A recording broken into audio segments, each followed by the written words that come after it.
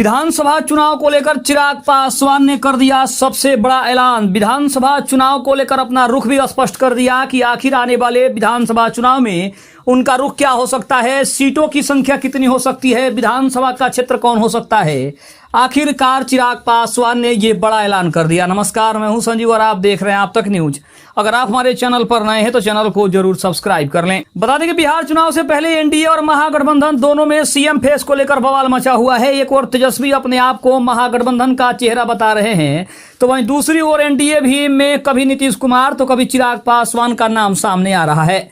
लेकिन इसी बीच अब एनडीए में सीएम चेहरे के सवाल पर तस्वीर साफ हो गई है। चिराग पासवान की पार्टी लोजपा रामविलास के प्रदेश अध्यक्ष राजू तिवारी ने ऐलान कर दिया है कि आगामी विधानसभा चुनाव मुख्यमंत्री नीतीश कुमार के नेतृत्व में ही लड़ा जाएगा। राजू तिवारी ने हाजीपुर में साफ तौर पर कहा कि एनडीए में किसी प्रकार का कोई मतभेद नहीं है और इस चुनाव में हम एकजुट होकर नीतीश कुमार को फिर से मुख्यमंत्री बनाएंगे।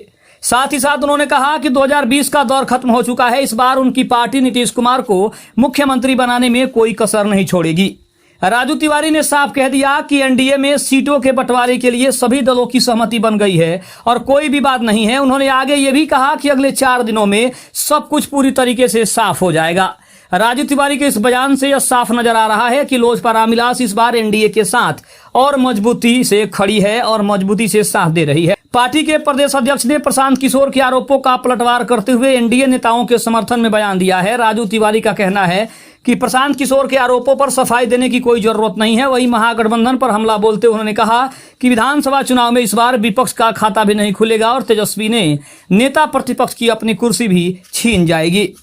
22 सितंबर को पटना में लोजपा रामविलास के प्रमुख चिराग पासवान ने सीट शेयरिंग को लेकर बड़ा बयान दे दिया था। चिराग पासवान ने साफ तौर पे कहा कि वे सम्मानजनक सीट से कभी समझौता नहीं करेंगे।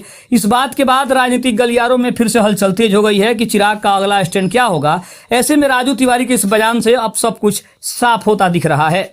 दूसरी तरफ विधानसभा क्षेत्रों की अगर बात करें तो चिराग पासवान ने विधानसभा क्षेत्रों का चुनाव भी शुरू कर दिया है और इसके लिए उपेंद्र कुशवाहा से उनकी एक बड़ी बैठक हुई जिसमें लगभग 1 घंटे की बातचीत में स्पष्ट किया गया कि आखिर ऐसी कोई विधानसभा सीट तो नहीं जहां पे दोनों पार्टी लड़ने की इच्छुक हो, अपने उम्मीदवार उतारने की इच्छुक हो। हालांकि उस बैठक में क्या हुआ है इसका तो खुलासा नहीं हुआ, लेकिन ये बात स्पष्ट हो गई कि चिराग पासवान और उपेंद्र कुशवाहा ने यह तय कर लिया कि ऐसी कोई भी सीट नहीं है जिस पर दोनों अपने अपने प्रत्याशी को खड़ा करे ताकि पार्टी के अंदर कोई कहीं ना कहीं से कोई समस्या हो। इन समस्याओं को कल की बैठक में दूर कर लिया गया है।